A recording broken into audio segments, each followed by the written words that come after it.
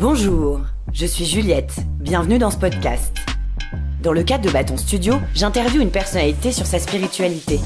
Ici, nous parlons des cartes du tarot, de superstitions, de fantômes, de la vie après la mort, de destin, de croyances de manière générale.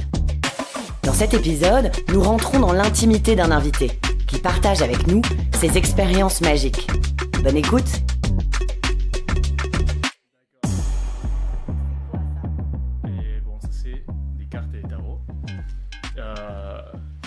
Avec beaucoup de belles images. Ça me rappelle un peu les cartes, les cartes espagnoles, avec l'or, les bâtons et l'épée. Et beaucoup de figures, tu vois, il y a un ange là. Mais je comprends pas très bien qu'est-ce que ça veut dire chaque carte. Vas-y, étalez, dis-moi juste ce que tu vois en fait, à quoi ça te fait penser. En fait, ça vient d'où à ton avis? Pour moi, ça vient des copa, bastos, oro.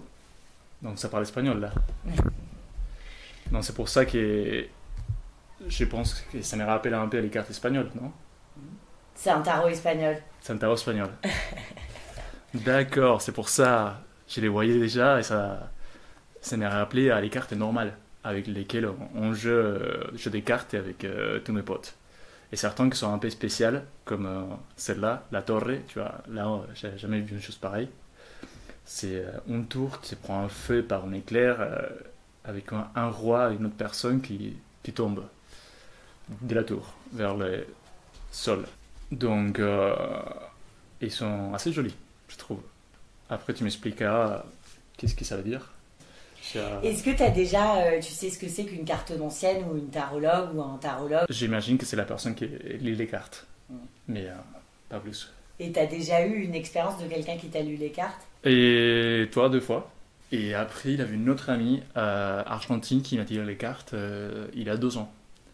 Je me rappelle pas très bien qu'est-ce qu'elle avait tiré, qu'est-ce qu'elle avait dit, mais c'était une expérience.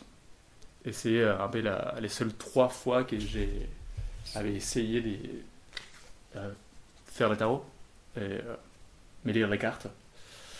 Et, qu'est-ce qu'il t'avait dit? Et qu'est-ce que je t'avais dit? Ou qu'est-ce que t'avais dit? Je m'appelle pas très bien, mais les seules choses, c'était un seul carte que je me rappelle. Et j'ai eu, je crois que c'était la mort. Et tu vois, ça, c'était une image squelettique, c'était un squelette, quoi. Et ça fait ça un peu de peur, donc c'est pour ça que je m'en souviens. Et je me rappelle une chose que tu m'avais dit, c'est pas forcément... Ah, là, je l'ai trouvé. La muerte. Et là, c'est pareil, c'est un squelette à cheval qui est pas très belle. Mais et avec un roi qui est mort juste en bas et un prêtre qui prie.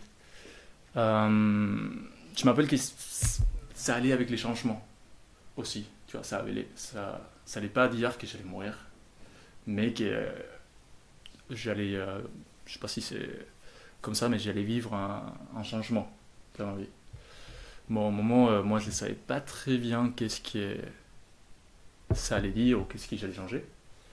Mais bon, c'était une époque où j'allais pas très bien. J'étais en burn-out, dépression, j'étais un peu KO, quoi. Et bon, j'étais dans cette situation beaucoup de mois. Donc, c'était un peu long. Jusqu'au moment que je me dis, bon, pour sortir de ça va, j'avais besoin de l'aide et tout ça, donc j'avais contacté des amis, j'avais contacté des gens qui m'aident à trouver quelqu'un qui m'aide à sortir de cette trou, quoi. Et j'avais trouvé un coach assez cool par un ami et qui s'est ami aussi de la personne qui m'a tiré les cartes et qui ça m'a aider à changer cet état, à changer des choses que j'ai fait ou que j'ai laissé les autres me faire pour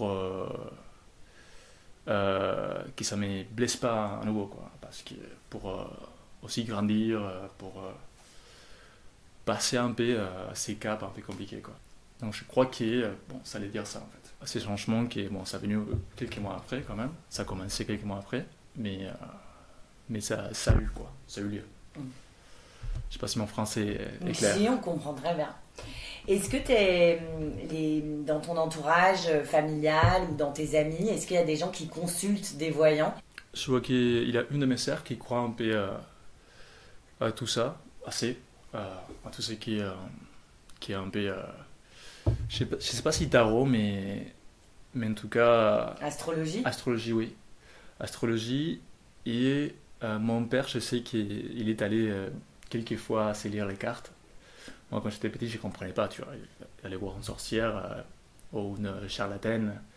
Et c'est un peu bizarre, quoi.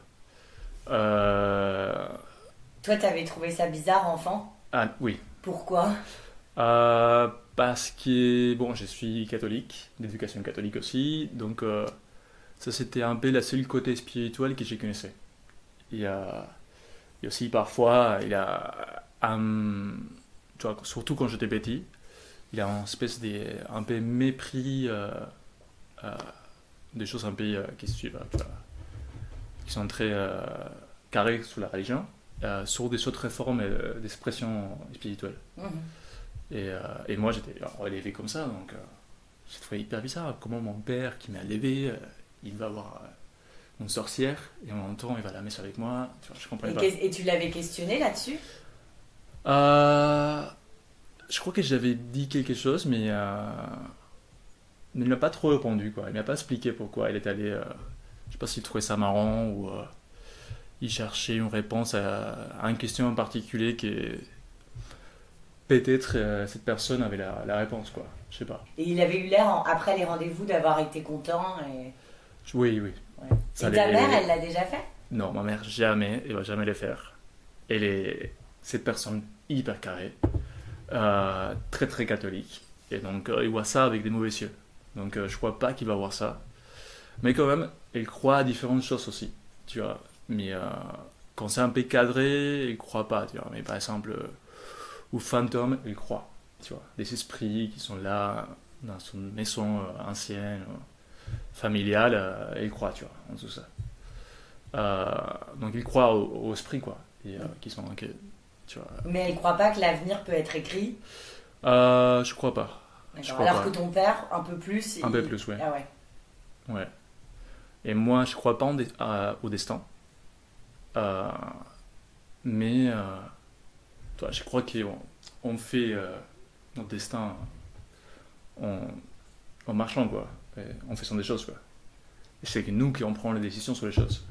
C'est plutôt ça. Les décisions sur quoi, par exemple?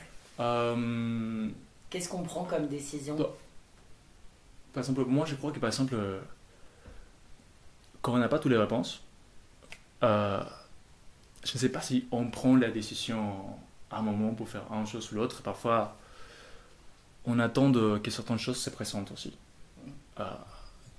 Pour moi, c'est pas forcément le destin, mais si les choses ne sont pas données encore de certaines façons, il y a une raison pour ça. C'est par exemple quand je voulais venir en France.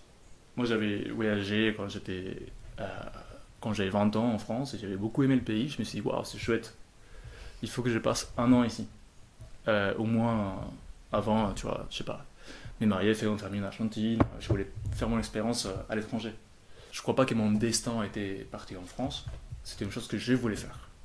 Mais que, même si j'étais hyper triste de ne pas les pouvoir faire quand je voulais les faire, les choses se sont données tout ensemble à un certain moment, qui m'a laissé partir, qui m'a laissé venir ici, faire mon expérience. Je crois au hasard, tu vois. Et c'est quoi le hasard? Des choses qu'on ne peut pas prévoir, ou qui sont là et on ne sait pas à quoi sert. Par exemple, j'ai découvert la France seulement parce que ma mère était très fière d'un de ses ancêtres français qui avait un peu sauvé la ville de Buenos Aires en 1800. Mais non. Ouais. Who's that guy? Ça s'appelle Jacques Desligniers. Ah, quelle lignée? Et comment? Quelle lignée? Lignée, c'est justement les familles, enfin les lignées, c'est les générations. Non, c'est le nom de famille. Oui, je sais, mais en français, ouais. une lignée, c'est des grands-parents, des petits-enfants, Ah, d'accord. C'est une lignée. Ah, je ne savais pas. Donc c'est marrant que tu parles de ta lignée en disant, ouais, il s'appelle Jacques Ligné, quoi. Ouais. Ah oui, je ne savais pas, tu n'as jamais, comment ça dit, pensé à ça. Son nom de famille, c'est ça, on dit Santiago de Liniers en espagnol. C'est pour ça, quand je le pense en espagnol, ça ne veut rien dire. Ah oui, là Jacques Ligné, ouais, ça fait pas pareil, quoi. Non. Ouais. Mais pourquoi Jacques devient Santiago? Je ne sais pas. C'est comme ça, quoi. C'est comme ça. Il y a une explication. Ok. Tu vois, Santiago, ça vient des sangs. Ouais. Et Tiago, qui c'est un prénom qui vient d'une région en Espagne, mais ça s'est traduit peut-être différemment dans notre région, je sais pas, c'est un peu bizarre. D'accord. C'est compliqué. Mais il y a du sang. Il a du sens. Ok. Et il y a du sens. Il a du sens à ça. D'accord. Mais il s'appelle comme ça. Et ma mère m'a beaucoup insisté à venir pour cette fête. Une fête qui on fêtait les 200 ans de sa mort, quoi. Et j'avais aucune envie de venir en France. Je voulais aller en Angleterre, voir la terre des Beatles, aller en Écosse, me promener sur les Highlands, tu vois. Et j'ai fait ça aussi. Mais la seconde partie de mon voyage, je l'ai fait en France. J'ai découvert qu'est-ce que c'était la France. Et donc, j'ai énormément aimé. Mais je n'aurais jamais voulu venir si c'était pas par l'insistance de ma mère, tu vois. Est-ce que tu dirais que tu es spirituel? Oui. Ouais. Déjà, bon, en partie pour la partie catholique. Mais aussi... Donc tu pratiques... Ouais. Moi, tu m'avais dit que tu allais voir des sans-abri et que tu faisais ça tous les mercredis ou je sais pas quoi, que tu le faisais dans le cadre... Enfin, tu le faisais pas tout seul, tu le faisais dans le cadre de l'église. Oui. Parfois, je l'ai fait seul, surtout quand je rentrais sur elle. Ça me plaît parler. Hier, j'ai fait ça. J'ai rentré des verres que j'ai pris avec une amie et il y a un monsieur qui m'appelle et j'ai connaissais son copain, quoi. Donc, hey, comment ça va et tout, comment tu t'appelles? J'ai commencé à parler avec lui. Et aussi, après, j'ai parlé avec l'autre monsieur qui était énervé, il était bourré, il était énervé. C'est un Polonais. Et du coup, on s'est dit, bon, qu'est-ce qu'il passe, quoi? Et je m'assois avec lui et tout, il me voit. Mais c'est tout, les mecs de café et tout, que je t'ai montré tous mes trésors. Parce qu'il me montrait un peu tous les trésors qu'il gardait dans son abri les plus proches de son cœur, quoi. Et il me montrait qu'il avait tout encore dans ses poches, quoi. Je sais pas, je crois que c'est hyper chouette et qu'on connecte avec les gens d'une manière qui parfois on ne connectait pas, tu vois. Les gens qui sont dans la rue, ils te donnent tout. Tous les petites choses qu'ils sont, ils te les donnent, tu vois. Ils te partagent son carton pour que tu sois avec eux. Je trouve ça incroyable, quoi. Quelqu'un te peut donner tout qu'ils ont dans sa vie, je trouve ça impressionnant, quoi. Et c'est une chose qui ça me plaît énormément. Et parler avec eux, discuter avec eux, les voir sourire, tu vois, rigoler, se sentir écouté, tu vois, pas un fantôme dans la rue, quoi. Et tu leur donnes quelque chose si ce n'est ton temps ou pas? Quand j'ai fait avec la paroisse, on les donne du café, en boisson chaude, du thé, du café, de soupe. Et parfois, si on a besoin de quelque chose, on demande la paroisse, ils ont un sac pour dormir, tu vois, des pulls ou des choses comme ça. Et quand je suis seul, bon, parce qu'on n'a pas le droit de donner l'argent, là, je lui donne quelque chose. Un peu pour acheter des clopes ou s'acheter quelque chose à manger, ou parfois j'achète quelque chose à la boulangerie. Et si tu es spirituel, alors tu disais, à part le fait que je sois catholique, est-ce que tu es spirituel, c'est-à-dire, est-ce que tu as conscience de quelque chose qui nous unit, ou est-ce que en quoi tu crois et en quoi tu serais spirituel, autre que parler de la religion? Bon, déjà, je crois que tous les côtés un peu spirituels sont tous liés. Moi, je ne pense pas que la religion catholique, c'est la seule qui a la vérité et que ça marche comme ça, quoi. Je crois que c'est une des manières aussi d'interpréter tu vois, l'univers que l'on vit, tu vois, les choses spirituelles qu'on ne connaît pas, qu'on n'a jamais vues presque. Tu vois, certaines des personnes, ils ont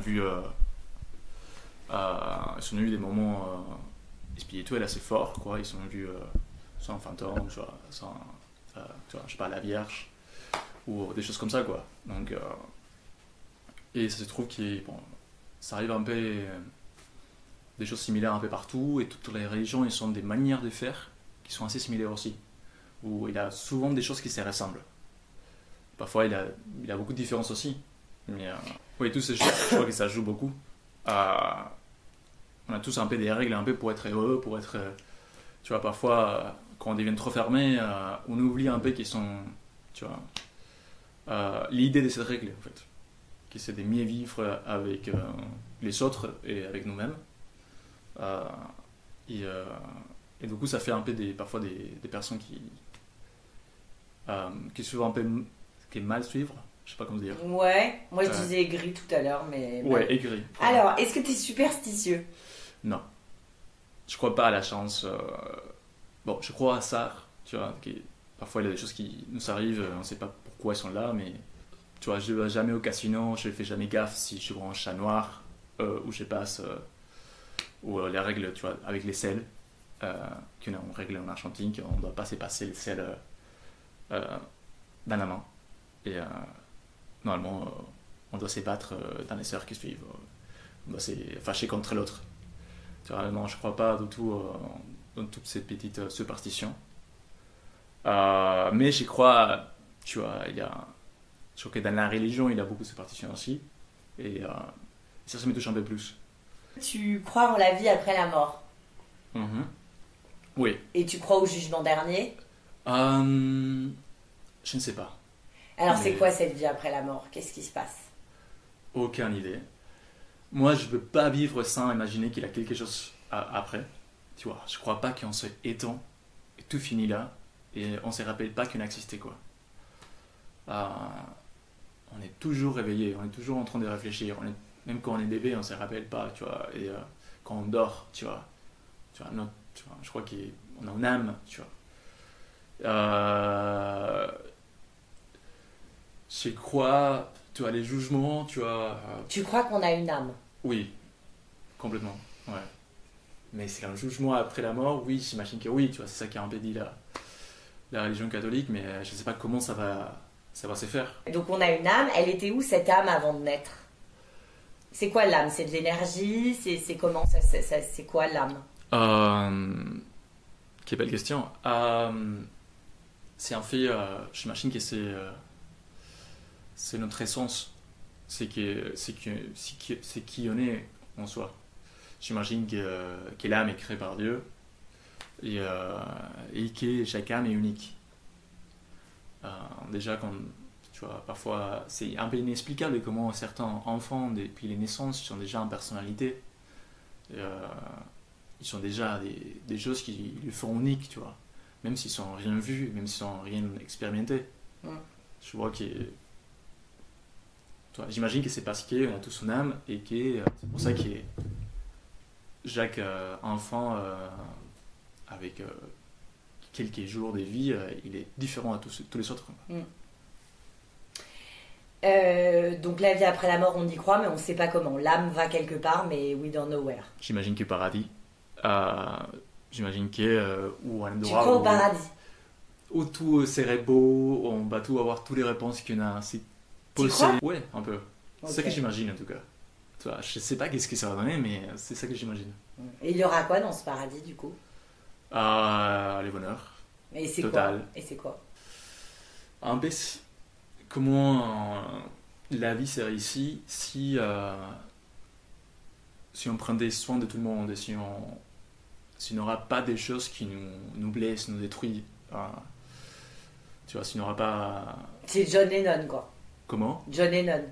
Un peu, oui, un peu cette idée, quoi. Il n'avait pas un intérêt sur l'autre, tu vois, un pays qui veut piquer, donc il fait la guerre parce qu'il veut un territoire de l'autre côté, donc...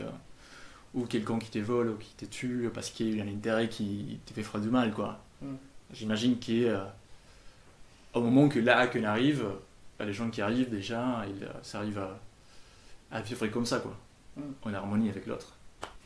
Qu'est-ce que tu penses des gens qui ont vu des fantômes, tu sais, qui ont eu des expériences paranormales, par exemple l'étape de Ouija ou tout ça? Je trouve qu'il a beaucoup...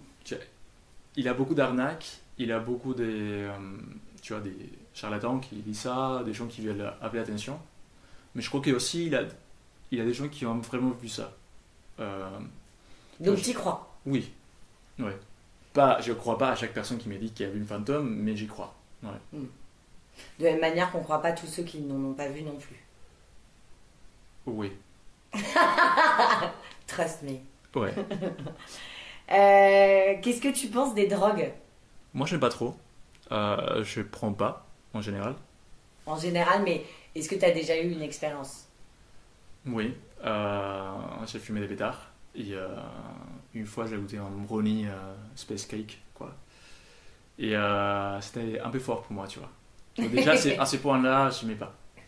Je me sentais bizarre. Je comprenais pas, tu vois, pourquoi ça durait. Et Et le pétard, et pour toi, c'est quoi ce qui se passe? Tu connectes avec quelque chose? C'est quoi ce qui se passe pour toi quand tu prends des drogues? En fait, c'est ça. C'est le contraire, tu vois. Je sens pas que je connecte. Je sens que je me déconnecte. Et c'est pour ça que j'aime pas. Et je connecte beaucoup plus quand je suis pas avec une drogue. Donc c'est pour ça que je les fais pas. D'accord. C'est quoi les rêves pour toi? Beaucoup de choses. Je crois que les rêves, c'est un endroit où on croise le monde des esprits parfois. Bon, ça m'est arrivé, tu vois, une fois, où j'étais un de mes pires états avec cette dépression, avec cette burn-out que j'avais, où j'étais vraiment... Je ne pouvais plus avec ma vie, quoi. J'étais KO, quoi. Et dans mon rêve, tu vois, c'est... je sais pas, ça a apparu des chiens, beaucoup de chiens, tu vois, un masse de chiens comme on voit en Argentine, tu vois, qui est une personne qui promène les gens de tout le monde. Et là, à la fin, je vois un mec, tu vois, et c'était un mec que j'ai connu au travail, que je voyais pas depuis des années, et qui j'ai pas pensé à lui depuis longtemps. Donc c'était pas une personne que je croyais qui était dans mon inconscient en ce moment. Mais quand même, il s'est apparu comme ça. Et il me disait en fait de ne pas faire comme lui, mais battre contre... de ne pas se laisser gagner contre cette dépression, quoi. Et je crois vraiment que c'était lui. Qui à la base c'est une amie. Mais quand il commençait à être bizarre, différent, je comprenais pas et tu vois, bon, on a perdu contact, on a s'éloigné, je comprenais pas du tout qu'est-ce qui est arrivé, quoi. Et quelques années après, quand j'étais déjà en France, c'était une des amis en commun qui m'a raconté qu'est-ce qui est arrivé, quoi. Et cette personne en question, s'avait suicidé. Et lui était mon vétérinaire. C'est pour ça les chiens qui se sont apparus dans les rêves. Et donc là, je crois que c'était un peu ça, quoi. Le monde des rêves, c'est croise avec le monde des esprits. Ouais. Et c'est pour ça que cette personne-là s'est apparue comme ça. Même si je ne pensais pas à cette personne depuis longtemps, si je n'ai jamais associé rien du tout avec lui, quoi. Donc c'était un peu insolite pour moi de le rencontrer comme ça, avec un message. Ça pour dire, je crois aux fantômes, à des personnes qui ont eu des expériences spirituelles ou, comme tu dis, paranormales ou je sais pas quoi, tu vois. Et je crois au miracle aussi. Je crois que ça arrivait. C'est quoi les miracles? Bon, j'imagine que c'est... Bon, allez, j'en fais un petit, là. Ouais, tac. Vas-y. Là, je transforme l'été. Voilà. C'était là en vin. Oui, je crois pas que ça arrive tout le temps. Et tu vois, parfois, quand par exemple, je sais pas, quelqu'un est malade, tu as beaucoup mal à croire qu'un miracle ça va arriver, quoi. Mais parfois, c'est pas les miracles qu'on attend qui arrivent.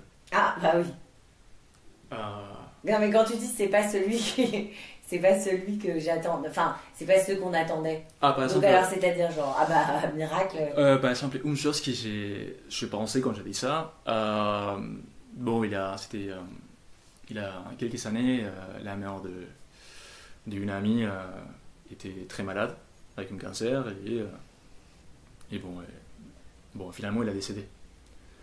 Tout le monde s'entendait les miracles. Non, mais tout le monde s'entendait les miracles qui disent qu'ils se guérissent comme ça. Et bon, ça peut arriver, mais une chose qui est arrivée en tout cas, c'est que comme c'était quelque chose qui est arrivé au cerveau, un cancer au cerveau, et il avait perdu la parole et la possibilité de marcher et beaucoup de mouvements. Il avait beaucoup de choses qu'il ne pouvait pas faire. Mais après une opération, de manière inattendue, il a récupéré un peu la possibilité de parler. Et donc, il a pu redire des choses à ses enfants, les dire je t'aime, ou avoir des petites conversations, et les dire des choses qui, pendant 2 ans, je crois qu'il a pu rien dire.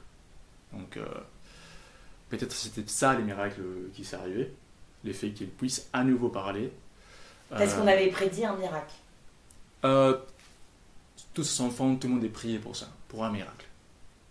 Ils passaient tous leurs jours, toutes leurs nuits à prier pour un miracle, qu'il se sauve, quoi.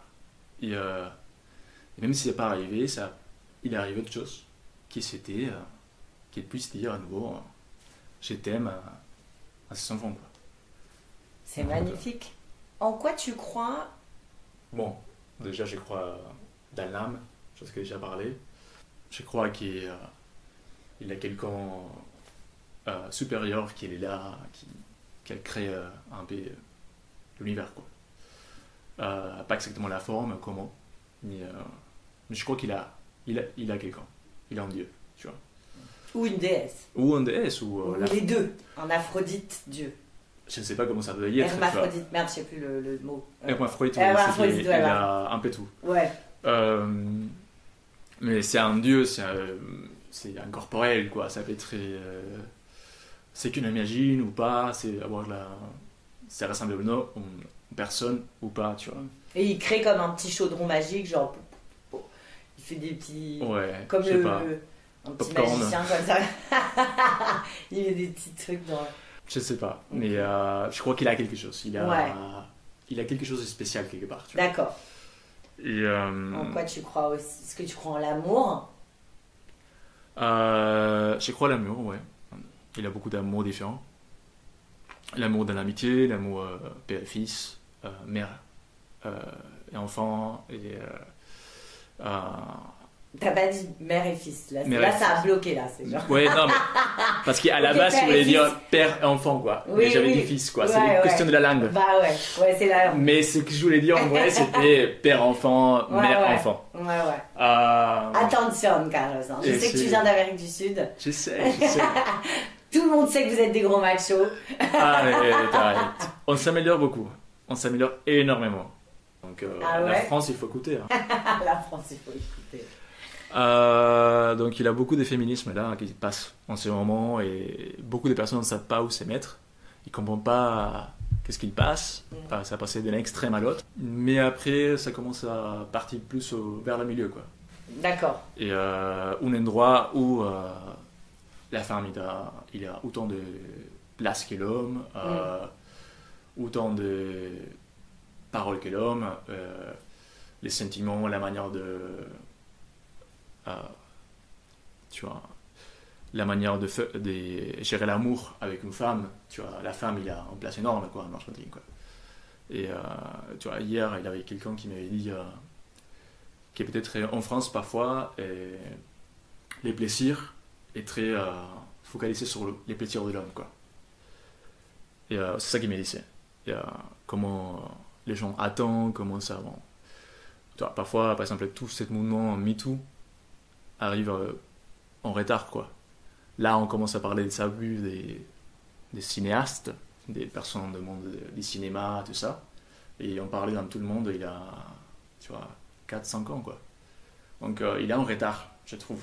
Et je crois que là, on s'améliore un peu. On s'est amélioré déjà un peu avant, quoi. Et la France s'est réveillée sur beaucoup de ces histoires, un peu maintenant, quoi. Mais bon. Mais en tout cas aussi, je crois à une innocence, dans le sens, pas tout le monde est méchant, quoi. Pas tout le monde veut quelque chose. Parfois, tu vois, c'est un peu comme C'est méchant de vouloir quelque chose? Quand c'est à vouloir quelque chose que l'autre personne ne veut pas donner, ou oui, je crois. Tu vas vouloir... Voler, quoi. Oui, voler ou... forcer. Forcer, plutôt. Ouais, Oui, ok. forcer. Quand c'est forcer quelque chose sur une autre personne, je crois que c'est un peu méchant. Ouais.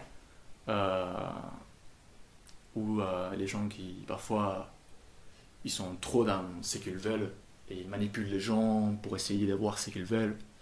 D'accord. Tu vois, c'est ça que je dis. Ça, D'accord. c'est méchant. Est-ce que c'est pour toi? Est-ce que tu as déjà été amoureux? Ouais. Et alors?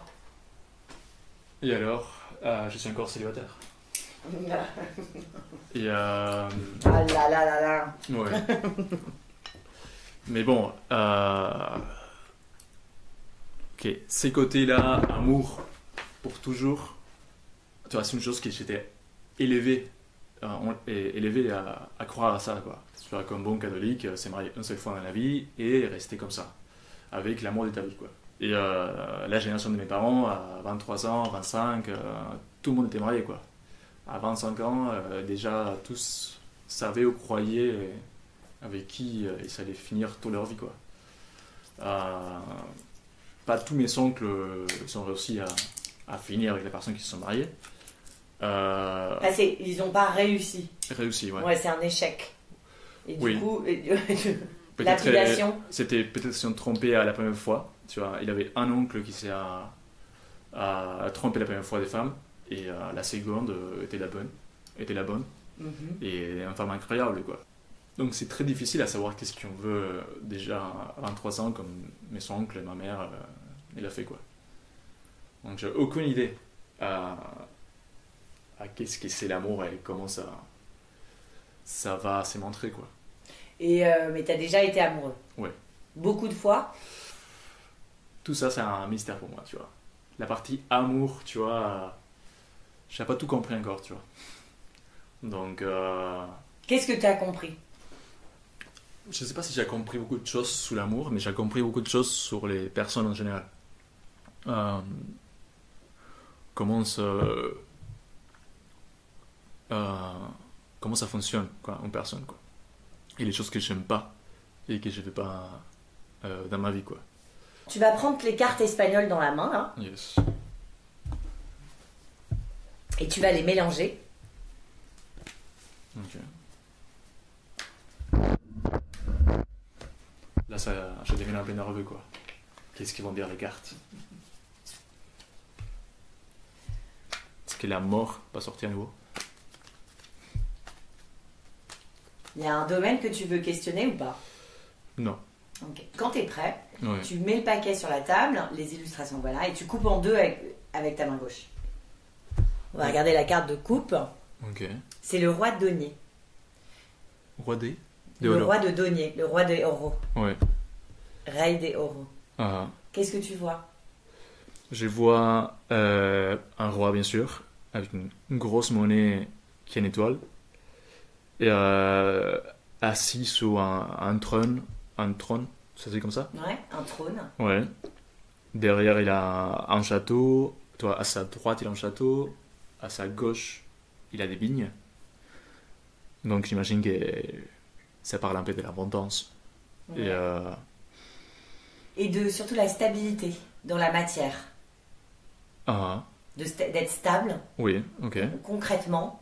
Les deniers parlent de ce qui a de la valeur pour nous, mais aussi le domaine, enfin tout ce qui est tangible dans la vie, des choses concrètes. Donc ça peut être des objets, mais ça peut aussi être, voilà, on va voir quel est ton tirage, s'il est affectif, parce que ça c'est la carte de coupe qui nous renseigne sur ton tirage, c'est pas la carte que tu tires. Et tu tires le roi de denier. Le roi de denier, c'est quelqu'un qui a compris qu'il avait de la valeur. Et parce qu'il avait compris qu'il avait de la valeur, il a compris comment valoriser les choses. Et il est très, il est maître de son royaume, quoi. En fait, il est roi. Donc effectivement, il y a quelque chose de très maîtrisé, de très stable, et dans la matière. Voilà, c'est pas mal. Alors étale les cartes de façon à ce que tu puisses les voir. Ok. Enfin les voir. Là, c'est allé. Ok, t'en tires 3. Ok. Mais tu les retournes pas. Hein. Ok.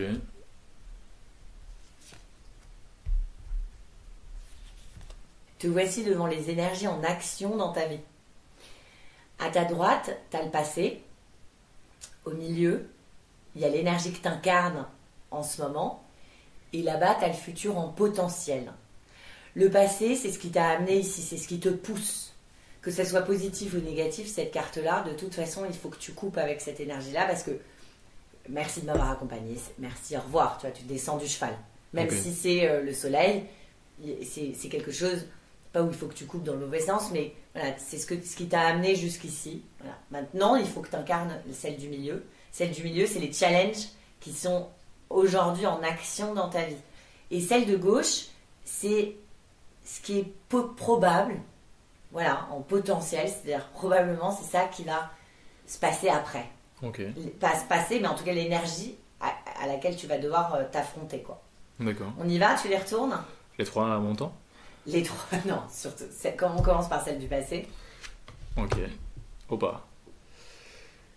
La justice, la justicia. Et je vois un autre roi avec une épée dans la main droite et une balance dans la main gauche, assis aussi sur un trône, et il a pas beaucoup d'écorce sauf des rideaux violets, quoi. Et à moins des choses comme l'autre, qu'il avait un château, des vignes.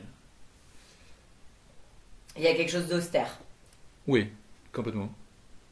C'est la justice, c'est une carte majeure qui te parle de contrat, de tout ce qui est étatique en fait, la justice, tout ce qui est réglé par la loi des hommes en fait. Mais c'est aussi la carte des balances, donc c'est le besoin d'équilibre, donc c'est peser le pour et le contre pour prendre une bonne décision, ça peut prendre du temps, mais en tout cas voilà, quand la justice donne son verdict, voilà, bon, on peut faire appel, mais grosso merdo, c'est sans appel.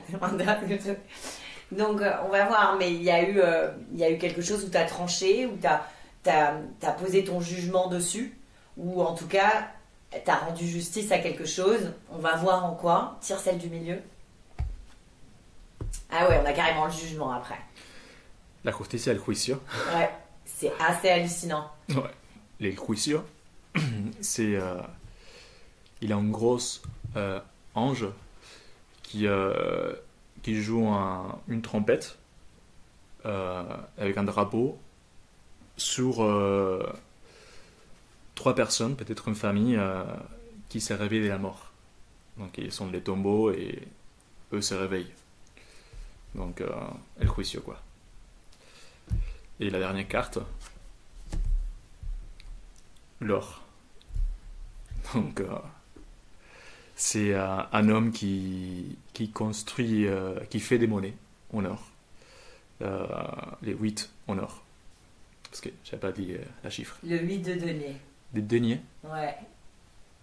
Mais sur la tienne à toi, c'est 8 d'euros. Oui, des euros. Ouais. Deniers. Deniers comme denarios, comme dans la Bible. Ouais. Et alors, qu'est-ce que ça veut dire, les 8 de deniers? Le 8 de denier, c'est s'appliquer. Tous les jours mettre la pierre à l'édifice, c'est la régularité dans le boulot. Ok. Donc, tu as pris une décision et tu t'y tiens. Et tu es très régulier. Et cette décision, elle concerne ton évolution matérielle. Donc, c'est soit ton travail, soit ta maison, soit l'endroit où tu investis. Mais en tout cas, il y a quelque chose de très régulier et de très consciencieux. Et ta décision est prise et tu feras tout, parce que le 8 de denier, c'est une carte mineure, mais c'est une carte extrêmement forte qui dit que, en fait, attends, c'est l'énergie du Capricorne. Je vais doubler le bélier. Le bélier, il est génial, mais moi, ce que je suis, c'est dans la durée. C'est dans la patience et longueur de temps. Enfin, c'est vraiment quelque chose qui se prouve dans le temps et qui a de la valeur parce que c'est stable. C'est l'énergie du Capricorne, c'est aussi un peu l'énergie du Taureau. C'est des énergies où vraiment c'est stable, c'est assez puissant parce qu'il y a la justice et il y a le jugement qui sont 2 cartes majeures, mais pas, enfin, tu vois, presque Et c'est vrai qu'il y en a une au milieu où il y a un ange. Et c'est marrant parce que dans les cartes majeures, il y a la tempérance où il y a un ange, puis il y a le jugement. Si je me trompe pas, c'est les deux seuls. Enfin, en tout cas, personnage principal comme ça aussi gros. Donc t'as la justice qui est un contrat, t'es relié par contrat. Et puis il y a un ange au milieu. Et puis il y a le truc très consciencieux de investir la matière. Mais je suis consciencieux et je rends justice. En tout cas, il y a cette notion dans ton tirage.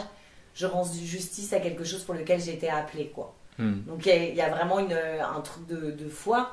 Mais en tout cas, tu as l'air concentré sur ton boulot et il y a l'air d'avoir une stabilité, une décision qui a été prise et en tout cas, tu t'y tiens. Et quelqu'un de très sérieux et de très appliqué. Pas mal. Ok. Est-ce qu'il y a une énergie que tu voudrais... Est-ce que tu veux en tirer une autre? Est-ce que... Sincèrement, ça m'est suffi ces trois-là. Bon, ça explique, je crois qu'il est... Bon, un peu... c'est que j'ai vécu la carte de la justicia, toi, la justice. En fait, tu parlais de la balance, tu vois, l'équilibre. Et c'est une chose qui est... J'ai travaillé depuis... 1 an, presque 2, pour trouver un équilibre sur ma vie. De manière très forte, tu vois. Beaucoup d'efforts, j'ai demandé à des gens. Et un peu pour trouver un équilibre où je ne l'ai pas trouvé avant. Où je me sentais déséquilibré, tu vois. Très bien pour certaines choses, très mauvais pour des autres. C'était un désastre sur autre chose. Et c'était un peu trouver un équilibre sur ma vie. Et la partie qui a... tu vois, qui c'est un peu un juge, tu vois, qui est là, en fait. Moi aussi, je me suis posé la question des personnes qui sont autour de moi, qui vaut la peine et qui ne vaut pas la peine. Qui c'est mieux de le perdre et qui il faut faire des efforts pour être à son côté. Et qui me fait du bien, qui me fait du mal, quoi. Et donc, j'ai essayé un peu de travailler sur les gens qui me font du bien et pourquoi. Et comprendre pourquoi, et comprendre qui je vais avoir dans mon entourage, quoi. Donc j'étais un peu un juge et, dans ma vie passée.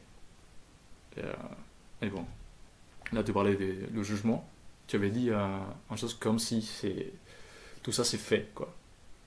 Et j'ai appris les décisions, j'ai appris les choses et c'est ça, quoi. Donc c'est ça que je comprends de la carte, quoi. Ça a constitué ton jugement, ton propre jugement. Ouais. Ça a renforcé ça, ouais. Ça a renforcé ça et qui est, bon, là ça réveille les morts, donc j'imagine que tout ce que j'ai fait, ça vaut la peine, quoi. Ça va réveiller un peu la personne qui était détruite il y a 2 ans. Et bon, ça aussi je le vois avec l'or. Et les 8 des deniers. Qu'est-ce que ça te dit, cette carte? Bon, c'est un homme qui fait ses propres monnaies lui-même, tu vois. C'est ça l'image. Donc ça te parle? Oui, ça me parle beaucoup. Mais en tout cas, ce que je pense du tarot ou un peu toutes ces choses un peu ésotériques, c'est que parfois, je sais pas, il y a beaucoup de gens qui ont une intuition majeure, comme les cartes, quoi. Une très grande intuition. Et parfois, on ne peut pas l'expliquer et on ne peut pas... Attends, les cartes, c'est un outil. Donc, les gens qui ont l'intuition, c'est pour toi les gens qui tirent les cartes ou quand tu peux te le faire, toi aussi, tu as une intuition. Par exemple, la lecture que tu viens de faire, toi, après la mienne, est quand même plus proche de la tienne. Oui, elle est pas loin de ce que tu avais dit. Ouais. Non, mais attends. Non, je n'ai pas compris. Ce que j'essaie de dire, c'est que pourquoi tu t'achèterais pas un jeu de tarot? Ok. J'ai pas compris ça.